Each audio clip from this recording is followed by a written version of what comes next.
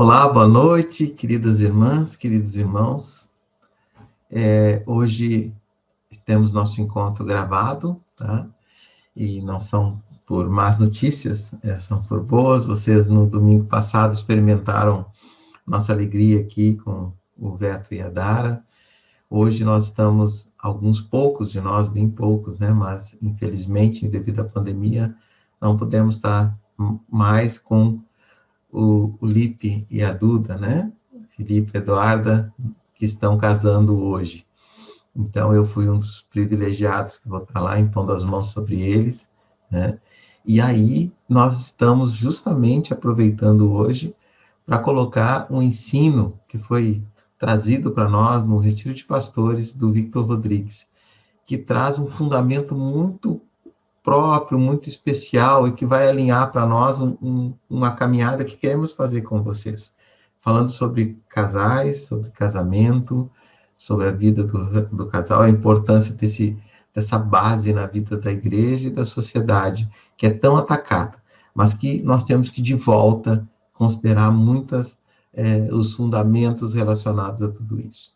Uma palavra curta, mas muito preciosa. Tá? Nós queríamos que vocês assistissem essa palavra, aqueles que não estiverem podendo assistir hoje junto aqui, que assistam durante a semana, reflitam nos grupos caseiros sobre isso, tá? Porque isso vai ser uma base, como eu disse, para aquilo que nós queremos trazer para vocês adiante como ensino, tá bom?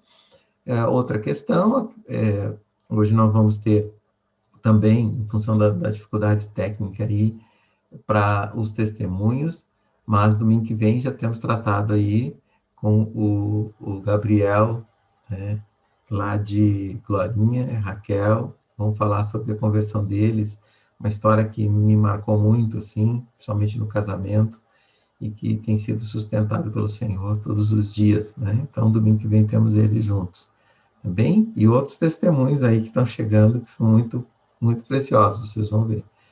Então, o Senhor dê graça para vocês em entenderem que o Espírito Santo está comunicando essa palavra do Victor Rodrigues, traduzida aqui pelo José Gustavo, lá de Porto Alegre. Amém? Boa semana, que o Senhor abençoe muito vocês. Aproveitem esse tempo, tá bom? E desfrutem do que Deus está dando aí, como diz o nosso querido Daniel Souza, cheios de esperança. Em nome de Jesus. Saúdo a todos os irmãos no amor de Jesus. Mesmo à distância, mas aqui eu deixo um abraço no amor de Jesus. A todos, muito carinho, a cada família que está escutando também, e que esta palavra seja de bênção e que o Senhor a use para edificar o seu povo através das famílias. Eu queria compartilhar com vocês algo que o Senhor, nesse tempo, esteve me falando pessoalmente e quero compartilhar com vocês. É algo simples, conhecido também, mas é bom reafirmar. E quero destacar dessa vez sobre a vida de Deus no casamento, a vida de Deus no matrimônio, no casamento. E quero usar um versículo que está em Gênesis, capítulo 3, versículo 8. Como Deus tratava o casamento que Ele tinha instituído, e agora como Ele tratava esse casamento quando já havia o pecado. Mas, de qualquer forma, como Deus tratava aquele casamento como algo que Ele próprio havia instituído. Gênesis 3, versículo 8 diz assim: Ao ouvirem a voz do Senhor Deus, que andava no jardim quando soprava o vento suave da tarde. Deus estava falando com aquele casal. Diz que eles ouviram a voz de Deus. Era um hábito, então, que Deus estivesse presente na vida daquele casal. E eles ouviram mais uma vez, apesar da tragédia, da situação que eles estavam vivendo. Mas ouviram outra vez a voz de Deus falando com eles. Esse é o grande desejo de Deus. Por isso também, se nós formos olhar o povo de Israel, quando o povo saiu do Egito e Deus quis estar com ele, e Deus fez isso de uma maneira muito simples, através de um pacto no tabernáculo. E eu quero te dizer que assim também Deus quer estar na tua casa, permanecer na tua casa, não quer sair da tua casa. Existe outro texto em 2 Samuel, capítulo 6, versículo 11, conta a história de quando a arca foi roubada, havia sido roubada pelos filisteus e logo recuperada. E quando a arca foi então enviada pelos filisteus, fala de um tal Obed-Edom que tomou a arca para estar ali com ele. E olhem o que ocorreu. 2 Samuel, capítulo 6, versículo 11. Assim a arca do Senhor ficou na casa de Obed-Edom, o geteu, durante 3 meses, e o Senhor o abençoou e a toda a sua casa. Depois, o versículo seguinte. Avisaram o rei Davi, dizendo: o Senhor abençoou a casa de Obed-Edom e tudo o que ele tem, por causa da arca de Deus.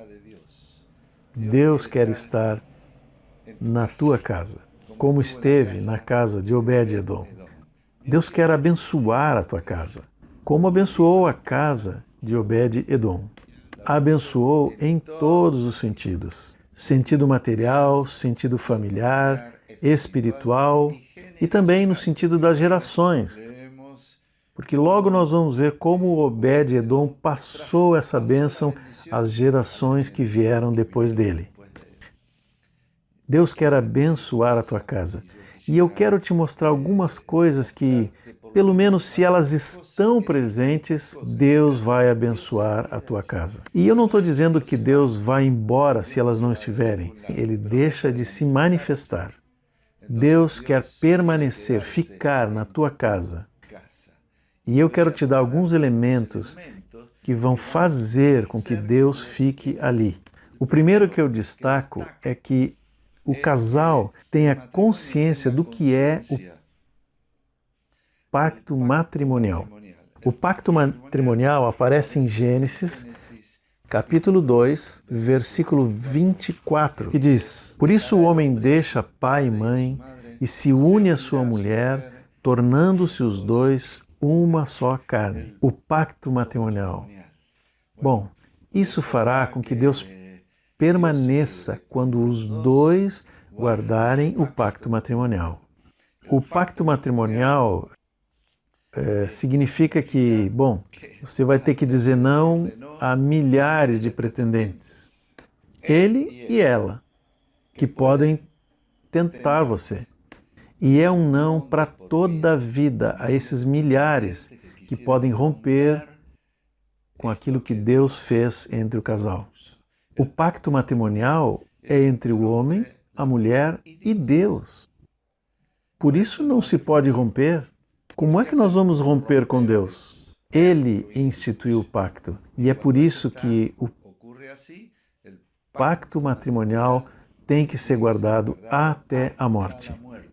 Que é a única causa, o motivo que pode fazer com que esse pacto não funcione mais. E aí, então, as pessoas ficam livres para casar com quem quiser, desde que seja no Senhor.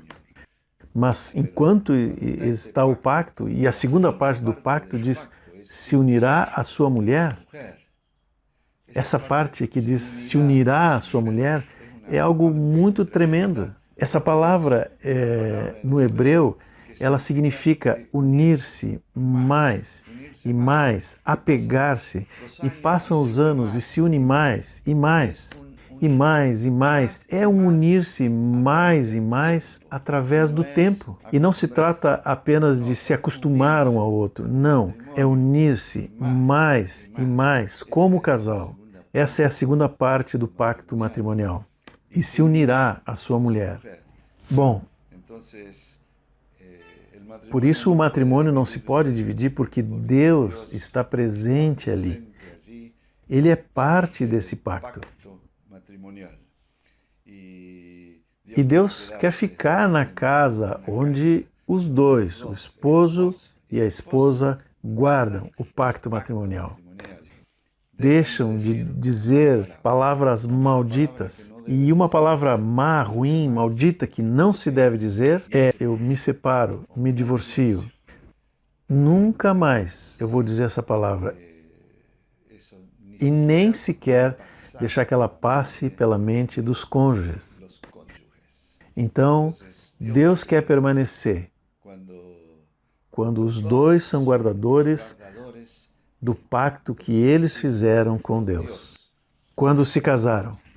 O segundo elemento que faz com que Deus queira permanecer, e Ele gosta de permanecer, é usar o amor bíblico no matrimônio. Normalmente se usa o amor da novela, do filme, o amor que hoje está e amanhã não sei se vai estar. Bom, o amor bíblico é esse amor de pessoas imperfeitas, que se dirige até outra pessoa também imperfeita. Esse é o amor bíblico. O amor bíblico é aquele que cobre multidão de pecados. Então, um pode estar com a pessoa que ama e dá amor, mesmo que não receba nenhuma satisfação de parte da outra pessoa, nenhuma resposta de parte da outra pessoa. Não recebe nada de volta para si mesma, porque essa pessoa ama, está ali para amar.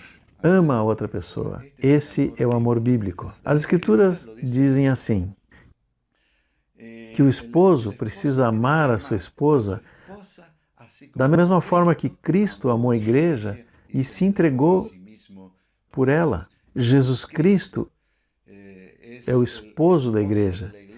E assim é que o esposo tem que olhar para Jesus e entender como ele deve amar a sua esposa. Ele a ama com amor de sacrifício. Ele a ama dessa maneira como Jesus amou a igreja. Esse é o amor bíblico. Podem passar os anos, mas o amor bíblico funciona. E esse amor muitas vezes ele é sofrido. Quando um ama assim, sabe que vai sofrer. Ele pode ser entendido ou pode ser mal entendido, mas ele segue amando. Esse amor bíblico é o amor de Deus. E Deus quer estar onde há esse tipo de amor. E Ele vai se manifestar com muitas bênçãos quando Ele vê que no matrimônio, no casamento, esse amor que eu chamo o amor bíblico. O terceiro elemento para que Deus fique e permaneça na tua casa, que cada cônjuge fique na sua função, no lugar correto, que não haja troca de função entre um e outro. Os dois se uniram um para o outro. Logo vieram os filhos, e os filhos, quando são pequenos, requerem muito a atenção da mamãe. E para que a mãe não se dedique tanto aos filhos e não tanto ao esposo, para isso os dois deveriam criar os seus filhos desde bebê. Junto os dois criando, que os filhos não atrapalhem essa unidade matrimonial. Para que esse amor não somente esteja voltado para os filhos, que é natural que a mãe faça isso. Para que isso não aconteça, os dois devem criar. Os dois formam os seus filhos. Bom, isso é muito importante, que ninguém saia da sua posição, da posição correta. Que a família de cada um também esteja no seu lugar correto, a família de um e a família do outro. Às vezes, as famílias interferem demais na vida daquele casal, daqueles filhos. Bom, e por aqui eu dou um conselho, né? Que é muito bom que a gente avise os nossos filhos antes deles casarem, que quando eles encontrarem a pessoa para casar-se, que vejam também se eles se agradam da sua família. Porque cedo ou tarde, se eles vêm a casar, essa outra família, a família do esposo ou da esposa, também vai ser a tua família. Será a tua família. E você não pode dizer, bom, essa família eu não quero. Não, porque é a família da tua esposa ou é a família do teu esposo. Você vai ter duas avós, vários tios, de um e de outro. Bom, a família cresceu. E que cada uma esteja no lugar correto, porque às vezes a família intervém demasiadamente na vida dos seus filhos. Bom, e o casal deve cuidar também dessa parte, a menos que haja uma real necessidade, que a família que não é próprio casal precise a atenção de vocês, mas logo em seguida vocês voltam a estar unidos, que não haja o deslocamento do lugar onde cada um deve estar. Da mesma forma que não se afastem por causa das amizades. Existem amizades de solteiro e a pessoa quer seguir mantendo essas amizades, mas às vezes essa amizade ou a dedicação a essas amizades pode interferir e acabar tirando as coisas do lugar certo, pode dividir o matrimônio. Bom, se há amizade, que seja amizade dos dois. São nossos amigos. E nunca se diga assim, esses são os meus amigos e esses são os teus amigos. Estes são nossos amigos. Que importante, então, a gente revisar isso, que as amizades não podem interferir no matrimônio de forma que tire do lugar a posição do marido e da esposa. Outra coisa que pode tirar as coisas do lugar certo é o trabalho. Às vezes o trabalho pode afastar o casal porque não há tempo para estar juntos. É tanta dedicação do trabalho e olha, eu sei que é um tempo especial e realmente nós temos que nos dedicar ao trabalho, mas, por favor, ainda que seja necessário ganhar menos dinheiro, que ganhemos menos dinheiro para investir no casamento. Que não haja afastamento entre o casal. Porque a esposa precisa do esposo, os filhos precisam dos pais. Então temos que administrar bem esse tema do trabalho. Deus quer estar num casamento, numa família, onde o marido e a mulher não admitem nenhum tipo de afastamento entre eles, mas sim que eles entenderam muito bem o valor da unidade. A unidade matrimonial. E Deus quer ficar, Deus quer abençoar onde há unidade matrimonial. Outro elemento que eu quero destacar que agrada a Deus, digo que agrada a Deus por causa do mandamento, o primeiro mandamento, amarás ao Senhor teu Deus com todo o teu coração, com toda a tua alma, com toda a tua força. E diz, e a teu próximo como a ti mesmo. Bom, nesse caso, amar ao próximo significa que o próximo está do teu lado. Teu esposo, tua esposa, você tem que amar ele como a ti mesmo. E eu quero te dizer isto, que cuides da tua aparência, o teu cuidado pessoal. Como tu amas a ti mesmo, tens que amar também a outra pessoa, considerando o teu cuidado pessoal, a tua aparência. Na medida do possível, é claro. No meu caso, se você for olhar uma foto minha quando eu tinha, 30 anos, você certamente não me reconheceria, porque eu mudei muito. E eu e minha esposa, nós realmente mudamos muito. Mas cada um de nós deve cuidar da sua aparência para seguir agradando a ela ou a ele o mais possível, o mais que se possa fazer. Porque com ele ou com ela é que nós convivemos diariamente. E às vezes nós nos banhamos, nos vestimos ou nos maquiamos para sair. E por que não fazer isso dentro de casa? E eu não digo que nós precisamos usar uma roupa de festa dentro de casa, mas assim, bem apresentados, sendo educado, assim, cuidando de muitos detalhes, o cavalheirismo, o cuidado pessoal. Cuida da tua aparência por causa do teu esposo ou da tua esposa. Deus quer isso, porque foi um mandamento, que ames o outro como a ti mesmo. Bom, então te apresenta bem a outra pessoa. Deus quer estar num lugar assim, onde as pessoas levam isso em conta. Outro elemento que eu creio que agrada a Deus e que quer estar no lugar onde as coisas ocorrem dessa maneira, que qualquer sintoma de deterioração do matrimônio seja tratado. Vão haver, sim, sintomas de que as coisas estão se deteriorando. Frases que começam a aparecer, seja na mente ou por comentários. Por exemplo, eu estou tranquilo quando ele não está, ou quando ela não está, mas estou perturbado quando estamos juntos. É triste essa frase. Estou tranquilo quando não está, perturbado quando estamos juntos. Isso é grave. Quando isso começa a aparecer. Ou outros dizem, ou pelo menos pensam, eu desejo que ela se dê mal, para que aprenda. Socorro!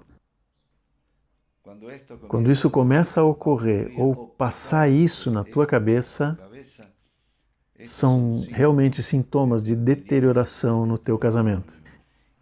E um sintoma que seria terrível, muito lamentável, que isso passasse pela tua cabeça, é dizer, eu estou arrependido de ter me casado com essa mulher ou com esse homem. É muito triste. Por favor, diante de qualquer sintoma de deterioração que comece a haver na tua casa, não espere que as coisas se agravem mais e mais. Não esperes, mas senão que no primeiro sintoma tens que ir até Deus. Em primeiro lugar, vá a Deus. Vá a Deus. Busca ali com Ele uma saída, perdão, arrependimento. O que aconteceu aqui? Que situações que aconteceram que não foram remediadas, que não foram arrumadas, acertadas? Bom, vá a Deus. E se assim, de um jeito ou de outro, não há solução, então busca ajuda. Há irmãos preciosos, espirituais, que podem te ajudar diante de qualquer sintoma de deterioração. E digo isso por uma razão, porque os teus filhos estão olhando tudo. Eles estão olhando os sintomas de que as coisas estão se deteriorando e estão assimilando isso também. Tudo aquilo que o casal vive é ensino para eles. E mesmo que os pais queiram depois arrumar as coisas, os filhos vão recordar daquilo e talvez ocorra a mesma coisa com eles. Por favor, diante de qualquer sintoma de deterioração, acerta as coisas, trata, soluciona as coisas. E se os filhos foram afetados, peçam perdão também aos filhos. Se alguém quer acertar uma situação matrimonial, nunca vai ser colocando a culpa um no outro. Nunca. Se alguém quer arrumar uma situação matrimonial, vai ser vendo os seus próprios pecados. E depois, se a outra pessoa quer ver os dela, que veja. Mas o importante é reconhecer os próprios problemas, os próprios pecados que teve e confessar. Os sintomas de deterioração têm que ser reconhecidos e tratados e, se possível, tratados a fundo para que não voltem a ocorrer. Bom, e outra coisa é que Deus quer estar quando no coração das pessoas se quer tratar os pecados, porque Deus está ali para perdoar aqueles que se arrependem e querem confessar e arrepender-se e pedir perdão. Oh, aqui está a presença de Deus. Esses são sinais de um novo coração, um coração que se arrepende, que pede perdão e que começa uma tarefa nova e pede ajuda também. Deus quer estar numa família assim. Outra coisa que Deus quer estar, e nisto eu quero pedir muita atenção de vocês quanto a esse ponto, é tratar o pecado que não se vê. Qual é o pecado que não se vê? O pecado que não se vê é o pecado da morte espiritual. O pecado que não se vê é como uma névoa que entra e muda logo o ambiente da casa. Morte espiritual. E aqui é preciso que estejamos muito atentos, porque o pecado que não se vê ele atua como a serpente antiga, silenciosamente. A pessoa não sabe que ela está presente, mas começa a influenciar de uma maneira, de outra maneira. E o pecado de morte espiritual. E somente se pode determinar que o pecado de morte espiritual entrou quando se vê os sintomas.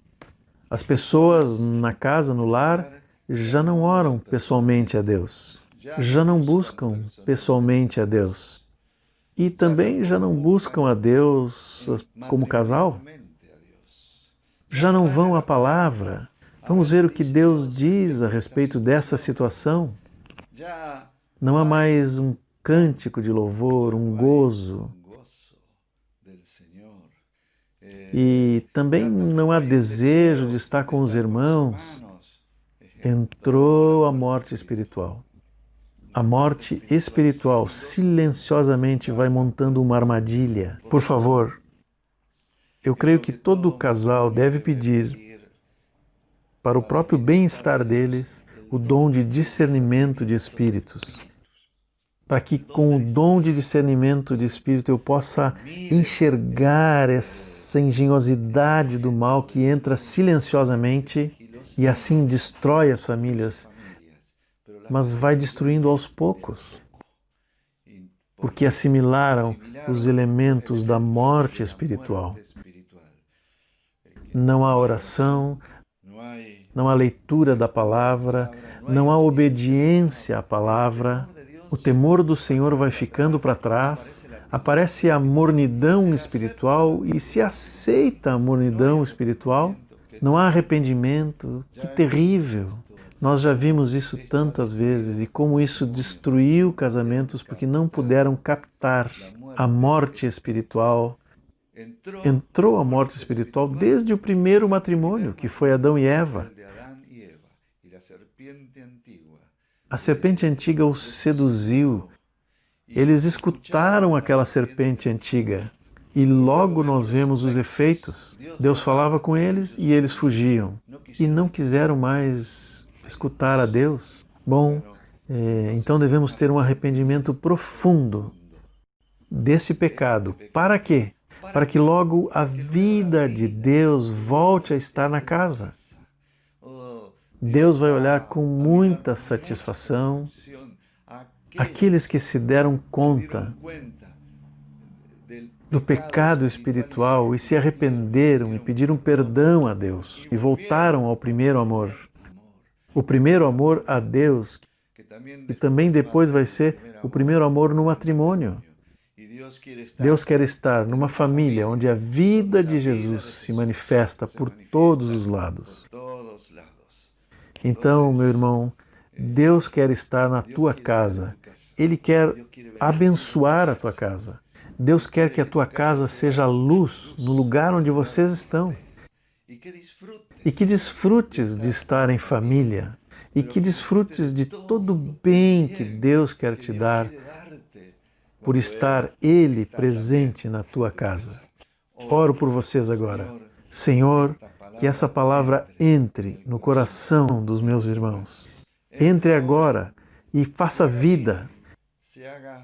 E haja prática no nome de Jesus. Essa palavra entra agora no coração dos meus irmãos.